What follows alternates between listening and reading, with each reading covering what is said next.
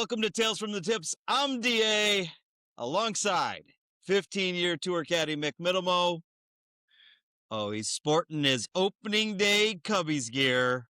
We're just a couple of guys that love to talk about the game of golf, both inside and outside the ropes, but we come at it from a different perspective. Mick? Yes, sir. It has been one heck of a week. Heck is not the word I'd use. That's another word that we could use. It's a four-letter word. Yes. It does end with certain letters. We've got some things to discuss this week.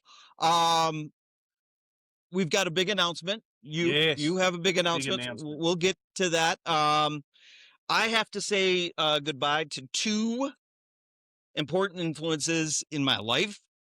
I will touch on that if I can get through it.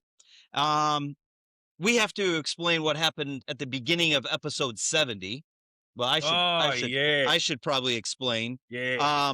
I did get an update today from our good partner and our third member of our broadcast from episode 70, Mr. Porcello. He was listening to the podcast today. He said I did a good job saving it. All right, I'll have to listen to that tonight. If I haven't had too much to drink, I'll listen to that tonight. All right. So here what we got. We've got to talk about the Valspar. What happened at the Valspar? Yep. Golf is hard. Mick? Yes. Slow play is back. We'll talk. Painful. The Texas Children's Houston Open.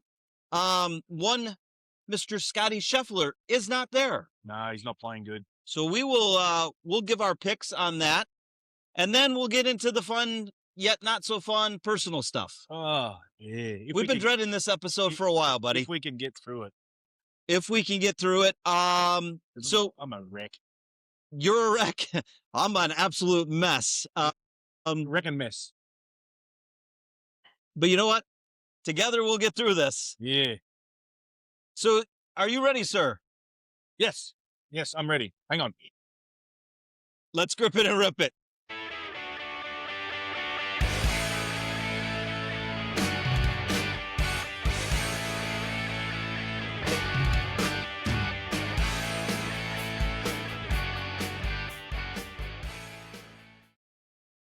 Okay, you've had your sip of beer. I need a shot. We do need those. We will be getting one of those. Okay, yeah, all right. And I will touch on that why. Valspar Championship. Tampa. Fitz Magic gets it done with a gutsy 68. Yeah, pretty good plan right there. Held off David Lipsky, who I had almost forgot that David Lipsky was playing on the PGA Tour. Yeah. I thought it was Bruce Lipsky. Is that his brother? No. Dad? No. Family member? No relation. All different. Just sounds the same. And Jordan Smith. I thought the guys were making a mistake when they were on the broadcast saying Jordan Smith. I was like, Jordan Spieth? There's a lot of people out there I don't know anymore. I didn't know who this guy was. Did you? No, and there's actually, I was looking, I actually went through and looked at a couple today that were... Well, there's a couple guys out there this week. As a matter of fact, I took one of my pick for this week for the Texas Children's Houston Open is a guy that wasn't even supposed to be in the field. Who'd you pick? Well, we'll get there. We'll get there. As a matter of fact, he has a backup caddy even. Yeah, that's pretty cool. Let's Fitzy gets it done. Fitz Magic. I'm going to say it this way. I'm going to ask you this question. He's starting to play some really good golf. Hey. Runner-up at the Players. Range. So that very healthy bank account in those 2 weeks. Do you know, this is what I took out of it. He did not drop a single shot on the snake pit. 16, 17, and 18 at all over the weekend. It's pretty impressive. 17's not that hard of a hole either. Well, it's only 180 yards. And for them, throw it on. Just throw it out there. Yeah. 16, very awkward tee shot.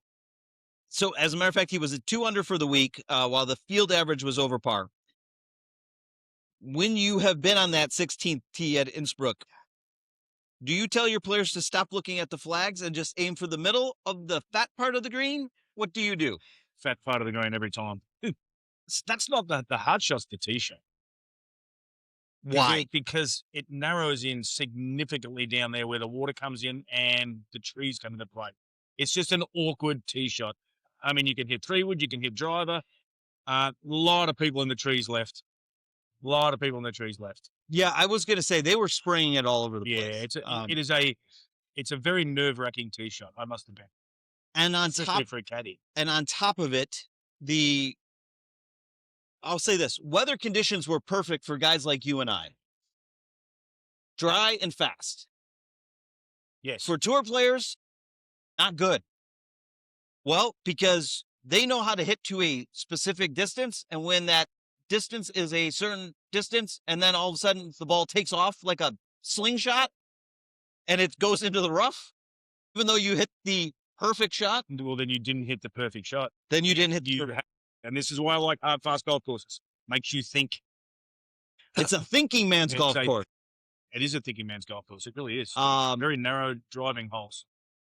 Out there were I think perfect, to be honest. Green's got a little brown. Little crispy, but fair. Oh, no, I thought they were fair. They were fair. A little bumpy in spots. They didn't look great, but whereas the greens this week will be immaculate.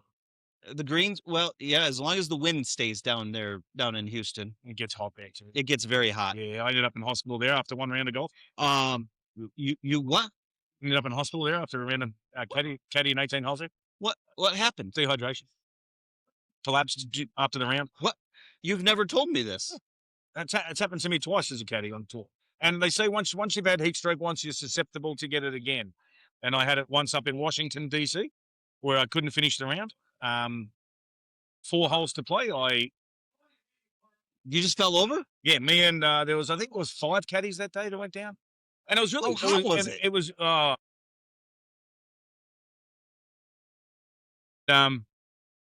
was standing on the 4th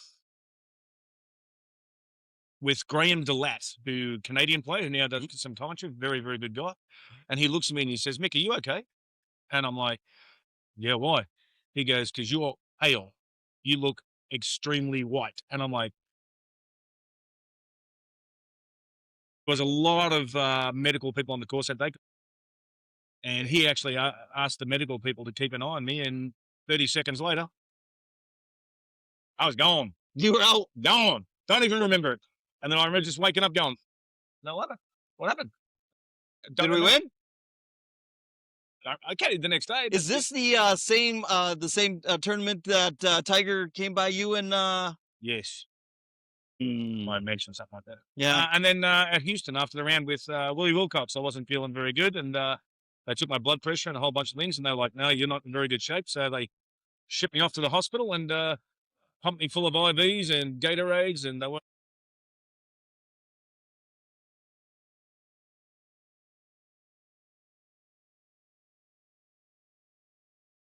Speaking of Mr. Wilcox, Sunjae Im, you and I were texting.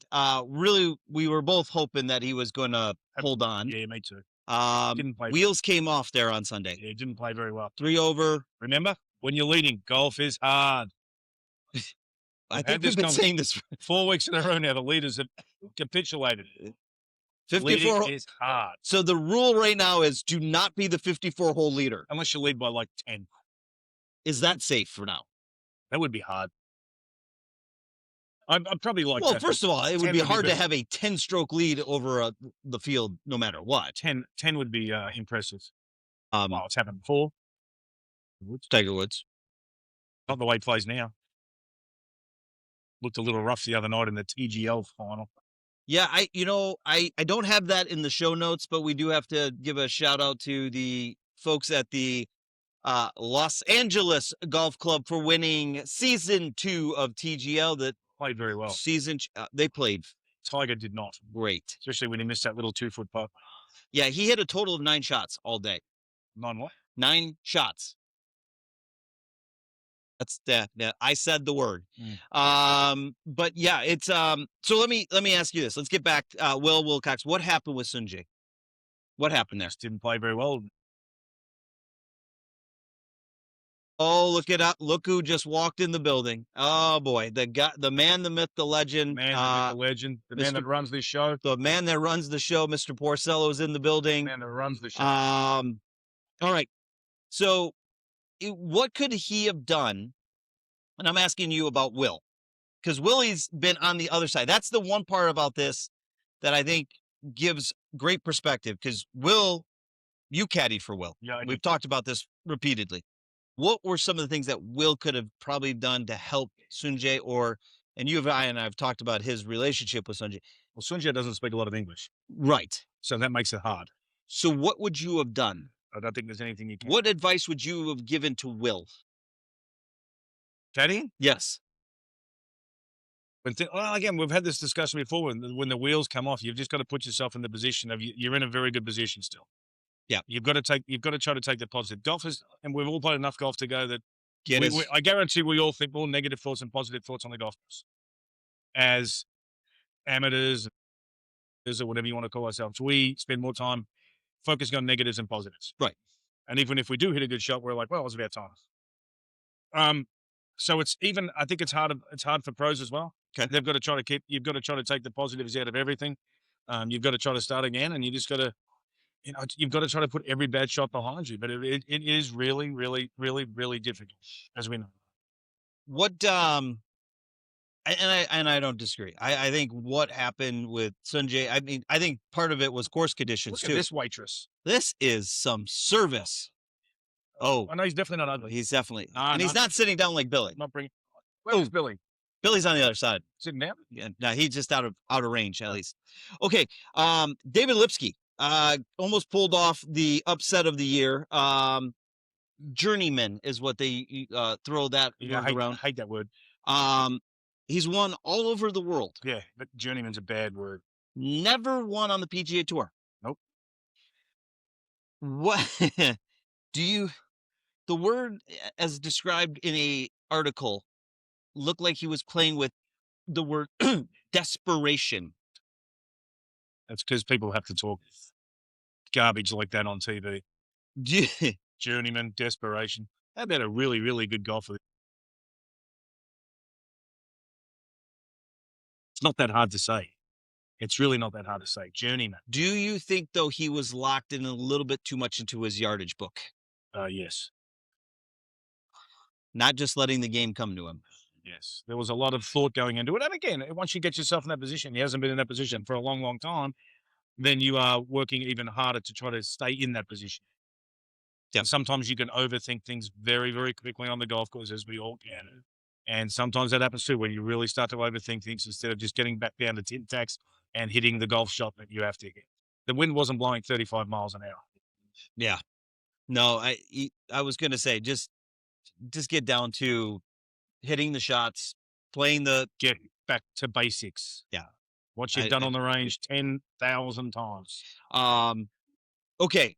The topic I really didn't want to touch on, but we're back. Matt Fitzpatrick, called it. And I do not want to get this wrong. Glacial pace of play for the final group. Glacial. Glacial. The hell does that even mean? He was paired with Adrien Dumont de Sechart. Molasses. Now, in fairness to Mr. de Sechart, he I don't want to say that. Was having a little bit of issues, Nick. Yeah, what were those issues? Well, he was beating it all around the golf course. Yes, he was. So therefore, he was falling a little bit behind. Yes. However, tour officials have come out to say that the group did not fall off of pace of play. And as a matter of fact, the final group, Mick, are you ready for this? Do you take a guess on the final time that the final group completed? 4 hours, 9 minutes. 4 hours, 3 minutes. That's close enough. So, with that being said, that's tour average. Yeah, well, which is good. So, why do you think Matt was just getting a little in his own feelings, or was there a true issue with pace of play? Well, you've also got to understand one thing. Matt Fitzpatrick plays golf very, very fast. He's a very, very fast golfer. He's ready. He's gone, which can make that group play a little bit quicker because now the other guys have their 45 seconds or 35 seconds, whatever it is in the rule book these days, to play their shot. But there are players where it just takes far too long to do their thing. Matt Fitzpatrick's one of the best guys you'll ever see. If he's the last to hit, he's already done his homework. He's already done it. They've got the yardages worked out. They know where the wind is. They're not changing their mind now. They're ready to go. They're playing ready golf. Whereas you'll see other guys go, they'll watch that guy hit, and then go, oh, now how far we got? Yeah. And you're like, what? Why haven't you figured that out already? You know, and I don't understand it because then as a caddy, I'm like, oh, this is what we've got. Nothing's changed. Okay, you ready? Good. There's your line. Okay, let's hit the shot. Let's go. Yeah. You are spot on. Matt Fitzpatrick is one of the nicest guys out on tour. I don't think he was out of bounds for asking the official to help step in with pace of play to keep his group moving so that he, as a group, weren't put on the clock, so to speak. Let me ask you this question, though. You're Matt Fitzpatrick's caddy. You see him starting to get visibly shaken. Mm-hmm. What are you doing with your player to calm him down? And have you ever been in that situation where you were in? Yeah. Oh, yeah. It's time. We need to focus on us. Okay. Let's just, you can't help it. Let's walk slower. Let's just get him out of your mind. We can't do anything about it. There is nothing that we can do to combat what is happening in that guy's head or how long he's taking. There's nothing we can do. It's not our job. If you can call a rules official and go, hey, listen, by the way, can you just keep an eye on this for a little because it's really starting to drive me mad? And then that's it. Right. There's nothing more that you can do. It's frustrating, and I've been in some groups where it's incredibly frustrating. You can ask John Daly when I was in a group with John Daly, and he had Kevin Na in front of us, and when Kevin Na was having his regrip issues, that was a very angry human being, was John Daly. But it affected his game. Yeah. It 100% affected his game. And that's why you can't let the outside influences like that affect you. You've just got to make sure you're locked in. This is you. This is me and you. It's just the two of us. There's nothing else we can do. But I will tell you a funny story about mates at play. I was in the final group with Kim Felton at the Australian Open. And Kim's a very, very quick golfer. I mean, you've got 160.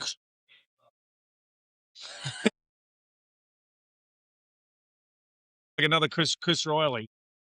I'll give you another Chris Riley story in a minute. Man that played a Ryder Cup but didn't play in the afternoon pairings because he was too tired after the morning group. Too tired? Too tired. But we were told by Langers, who was the man that ran the Australian tour, he was the official, that we had 3 holes to go when he came out, and he asked us if we could slow down. Slow down. Slow down. You guys are playing way too quick, and the television coverage is going to end too quickly if you guys don't slow the pace of play down because you're playing way too fast. Sounds like the TGL match the other night. We were told we got told to slow down. So, yes. ESPN 1 was stretching the other night. But Chris Riley, we were paired with Chris Riley in Vegas, and Chris is the fastest golfer I've ever seen in my life. He enjoyed the category of being 125 to 150 because he didn't have to play every week. He could only play 10 events a year, and he was happy just to play his 10 events a year. We were on the 7th hole in Vegas at the TPC Summerlin. I believe it's a 7, par 3. And he pulled a 7-iron out of his bag. His caddy was stepping the yardage off, and he pulled the 7-iron out of the bag, and he looked at the caddy and goes, how far we got? And the caddy went, he goes, don't worry about it, I got this. And he just hit the shot. Didn't have a yardage, didn't have anything, hit it to about 6 feet. Nothing. Just hit the shot. He eyed it and just he just eyed it. He's played that course 100 times, so he obviously knew it. He was just like, no, it's fine. I'm good. I know what I'm getting. 7-iron. Caddy didn't even give me yardage. I don't think that's ever happened to you. No. With your players. Anger times, yeah. Well, angry sometimes that you can come back and you're about to give a yardage and the ball's already in the air. And you're not making the cut. Yeah. Hurry, let's get out of here. Let's just get done. Let's get done. I'm really not interested. I want to get on my flight. I've got my flight booked and I really don't need your help with the yardages now. We're good. Yeah. Got it. Okay. See how I get off track so easily? Oh, I think we're spot on. Speaking of off track, did you hear about the golf cart incident, Mick?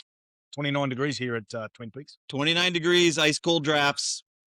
Tall ones. Twin Peaks is the best in the game. Here, your favorite drafts are poured at a frosty 29 degrees, and rare barrel-aged whiskeys are served just the way you want them. It's bigger game days and bolder fight nights. I mean, where else can you find a scratch kitchen that always comes in clutch every day from lunch to late night? Only at Twin Peaks, the #1 sports bar. Twin Peaks Scratch Kitchen scores every time. Dig into hand-smashed burgers, chef-inspired flatbreads, and more at your local lodge. Golf cart incident. No, what happened? So, there was an incident on the weekend involving, well, it wasn't involving Brooks Koepka, but Saturday near the 15th hole, a young girl was struck, pinned in under a slow-moving pedestrian a spectator cart. Brooks Koepka went outside of the ropes, or so to speak, to help move the cart, and then also help the girl and comfort her until the medics arrived. He then proceeded to go out and shoot a double bogey on the next hole. Mick, my question to you: at what point does humanity, kindness, and hey, we've got a job to do come into play here? Humanity and kindness always wins over. Love it. We were playing at the Barclays FedEx tournament with Greg Owen. And if you've ever been to Liberty National, the sides of some of the holes are very steep and very slippery. And we were walking down the middle of the fairway when we saw this lady slip. Okay. And the crack of her ankle snapping in half. Ooh. Yeah, we were first on the scene to render assistance as this foot was facing this way. Oh. So we were first on the scene to render assistance. Not that we could really do much. But you're there to comfort. We were just there to comfort until the medics and stuff got away. And that shook us both a little bit, I can assure you. Yeah. I saw this story, and then I saw some of the, comments like, hey, Brooks, should have stayed. Or I'm like, it's a game of golf. It is. It's a game. It's a game of golf. It's a game. And I'm glad, you know what? I'm glad Brooks Koepka is back on the PGA Tour. Yeah, he's playing pretty nice too. He's actually starting to play nicely. He's looking good. So good on Brooks. Hope the little girl's okay. I believe she is going to recover. Speaking of children, the Texas Children Houston Open. Yes. One of the great events on tour. Well, we used to get a bit of golf. Memorial Park. I haven't been to Memorial Park. Was it the other one? Red, whatever it was, Bird or something. I don't know. Yeah, because it was a good golf course. Good. And it was a wonderful prequel to the Masters, because the greens were phenomenal. Yes. As good as you could ever putt on. And that's why a lot of people used to play that event before they went to the Masters, because the greens were very similar. Well, I was going to say, because this is really, for most of the top guys, their final rounds before the Masters. The guys that are in the Masters, they are that. I have it on good authority that there's a certain Tiger Woods that's playing golf at Augusta this week. You have heard that his plane is up in Augusta, Georgia? You sure it's not up there to check out the patch or the loop or anything that stuff? Or his learning lab? I do believe he's going to play a couple of rounds of golf up there just to see how the body is holding up. Let me ask you this. It is 4:22 on the 26th of March. Yes. You just timestamped this. Is Tiger Woods going to play the Masters this year? No. I agree. Back to Memorial. Oh, yeah, I get sidetracked again. Municipal. It doesn't have the country club feel like a, Riviera or Sawgrass. Does this change the atmosphere for players, caddies, spectators, or is this because it's such a high-level public course, kind of like a Bethpage Black? Is this just another track on the tour? It's another track on the tour. I believe so. The other golf course, I used to love that other Houston golf course. What a hard finish in the hole that was. Water on the left. So great golf. Is this a fair tune-up? This is the penultimate. Well, having not been to this course before and not knowing what the greens and things are like, I think it's. I think they'd be setting the greens to because they said the old Houston Open was that could attract a field right there. Yeah, that was it was a great field that we used to play that tournament, and great crowds too, by the way. Except it's in Houston. You don't like Houston. He does not like Not Houston. a fan. He does not look. Do you want to tell the story of why you don't like Houston? Oh, when your rental car, you come out and your rental car's got no wheels on it. I'll be a little bit at your hotel. Okay. And then they asked me, and then the rental car company asked me if it was full of gas. Yeah, okay. Yeah, I went and did that with no wheels. Then they sent a tow truck on a flatbread to fix it. I won't mention the company's name, but they're national. Wow. Okay. Let me ask you this question then, Mick. Yes, sir. Guys like Tony Finau, Brooks Koepka, are they using this as a tune-up, or are they really out there trying to win this thing? Oh, they're trying to win. You don't tee up not trying to win. Do you look at any of these guys out there and think that their game is on track, that we didn't pick for the Masters to win? Do you see anybody starting to come around that as Patrick fella's playing it. And Matt Fitzpatrick, guys. Yeah. Yeah. Do you see Matt Fitzpatrick winning at Augusta, though? Or the way he's playing, absolutely.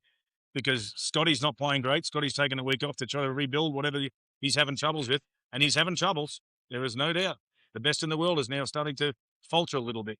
The other guy playing some really good golf, Michael Brennan, right now. Sam Burns, Michael Brennan, -5 today. Paul Wearing. Have you heard of Mr. Wearing? Paul Wearing from England. England. From England. -7. One of the early guys out today. Ricky Fowler, 3 under. Marco Penge is starting to play some good golf. But a name on the board earlier, Mick, that I saw, Kurt Kitayama. Yes.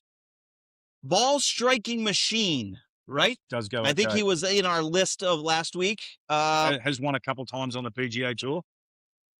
He also struggles on the greens. I don't know how that's possible, but putting's easy. Okay, so Mick, my question to you, Mr. Kitayama, is you have Mr. Kitayama's bag. You know that he's been struggling on the greens. What are you doing to help him? Reading them for him. Practice. Do you think it's a reading issue, or do you think it's a issue? Putting is a mental issue all the time, isn't it? We've seen people with the yips. We've seen people go to cross-handed. Well, and some people are born putting cross-handed, like my good buddy Daniel Chopra, who sent me a video of his son swinging the golf club at the age of 16. Yeah? How's he looking? Wow. Are you ready to go back out on tour? Swings it like Adam Scott. Whoa. And he's 16 years old. Very, very, very impressive. Back in shape? Round is a shape. Round is a shape. I'm round. It just takes a lot more energy to get around that golf course when you're the shape of round. Yeah. No, I'm not ready for that yet. You're not ready for him yet? No, I might have to have a little knee surgery first before that happens. We're back to that again. Yeah. Okay. So you mentioned it earlier. Scotty withdrew. Family reasons being the reason. Which is code for my swing sucks at the moment. Is it code for my swing is sucking right now, or is it code that Meredith is about due with their second child? Could be both. Okay. Do you remember when Bennett was born? Yes. What happened?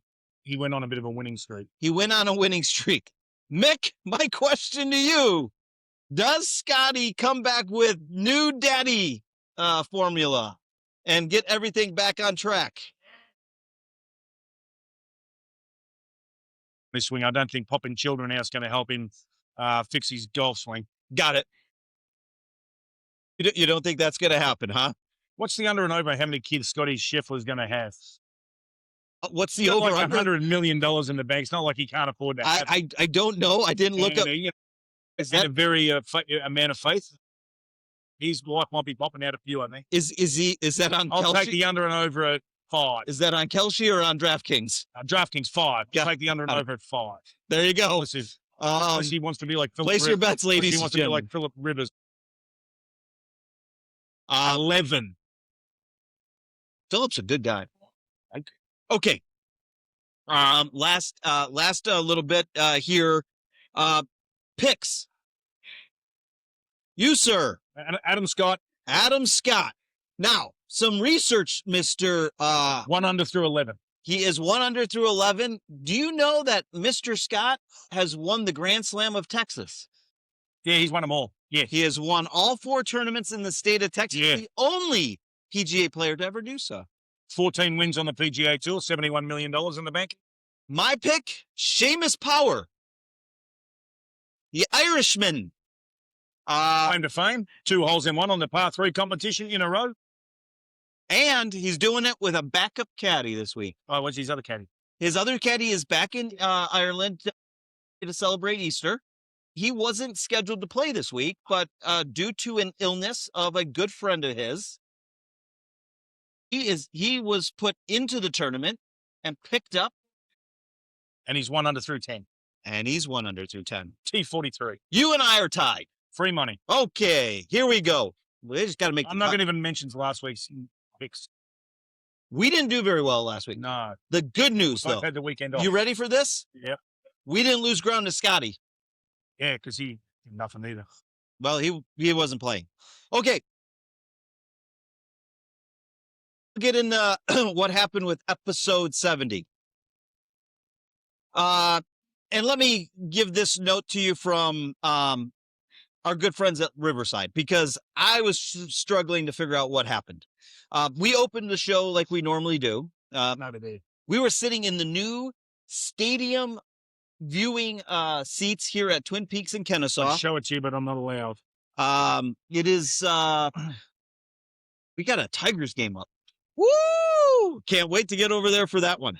The audio levels were good. You sounded great, by the way. I know. We started our recording, and then in about the 10th or 11th minute, you noticed. Not me. Not you. James noticed. He noticed. Not me. We had no signal. We were out. Nothing. Out, gone. We got it back, established. Wow. Everything looked good. We recorded. We finished our recording. And then when I went to go edit, something was missing, Mick.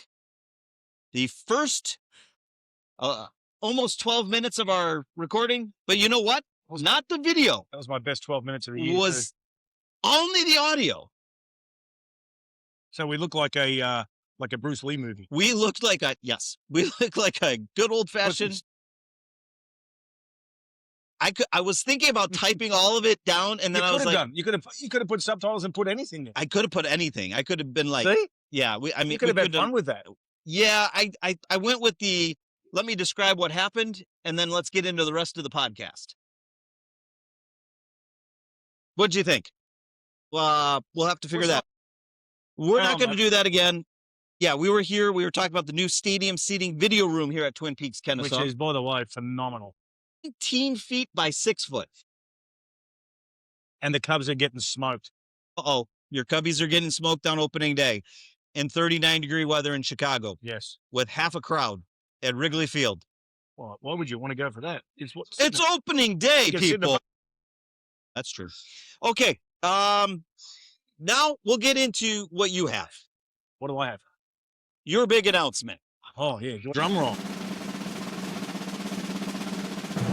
Decision, which is probably a very, very good decision for me and my father. Yep. I will be returning to Australia at this stage, probably till we'll figure out what's going on with Dad.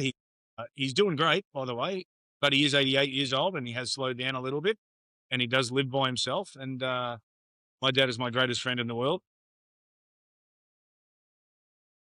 He said that. We made the decision a couple of months ago that I would probably go back and live over there, then take care of Dad. And he's very excited by the move. And obviously, I don't have any wives left. They're still around. They're still around. They're here. They're just married, no kids. So I really don't have any ties here. And I thought it was a great decision to go spend some time with my dad. As we all know, I spent 4 months there last year. And as much as he was in hospital, most of the time, spending that time with my dad was precious. And so, next Wednesday I will be standing in line at Atlanta Airport for 6 hours.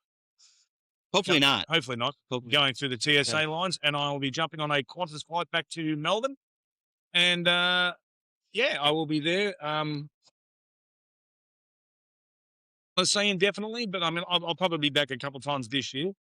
But at this stage, it would be a permanent move here. Yeah, you and I, we've talked about this.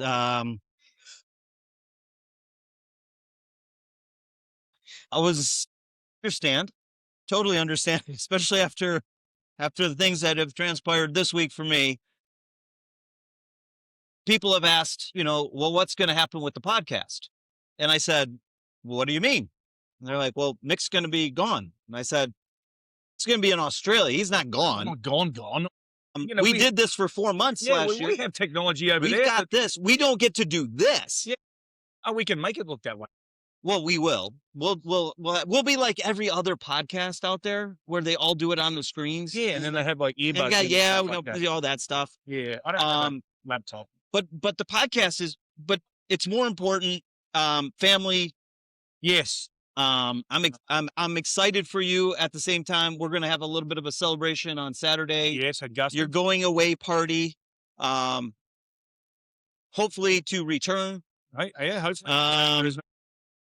I certainly love it over here. This is my life over here. I've been here for 31 years, basically. So apart from going home to Australia for a couple of years, I've been here, and I've been in Georgia 17 years.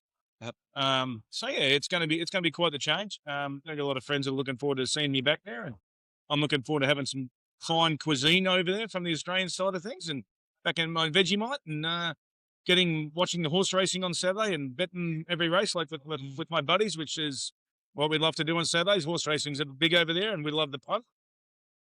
I'm looking forward to sitting there at the Faulkner RSL with the boys, with the form guides out, and watching all the races and having a few bets. It'll be fun to do. Get back. You're gonna get to see Collingwood play a little bit when. Yeah, they've won one and lost one to start the year. All right. Well, there we go. They play tonight at 4:40. You still have not taught me this. Yeah. Australian rules football when you come thing. over, we'll have a look at it. We're gonna. But family's incredibly important. Yep. As we know, and I know you've had an incredibly tough week.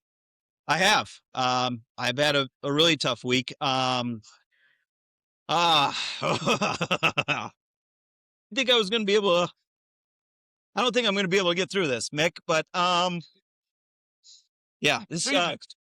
this week has been immensely tough for me. One could say one hell of a gut punch. I've taken a couple big blows this week. Most recently, losing my best companion, and no, not you. Though I'm still not doing good with this, you leaving, but I understand. Unfortunately, I lost my dog, Jackson. And for the last 11 years, Jack was my boy. By my side. I had to write this down, by the way. I could always count on him being there. He has moved with me all over the country, from Detroit to Denver, Georgia. Bloody well-traveled dog. He is a frequent fly miles. That dog has logged more miles in the passenger seat of my truck than most folks get to drive. That's a pretty lucky dog ride. The one thing that I will always say is he was an amazing gift for my wife, Lynn, after I had gone through a really tough time. And no matter what I was going through, he was always there. Mm-hmm. Well, Mick, yesterday Jack's hips gave out, and Lynn called me crying. I knew what it meant. Problem was, this time, I wasn't going to be there for him. Sorry, buddy. Let you down. Nah. But Mick, there's one thing about dogs.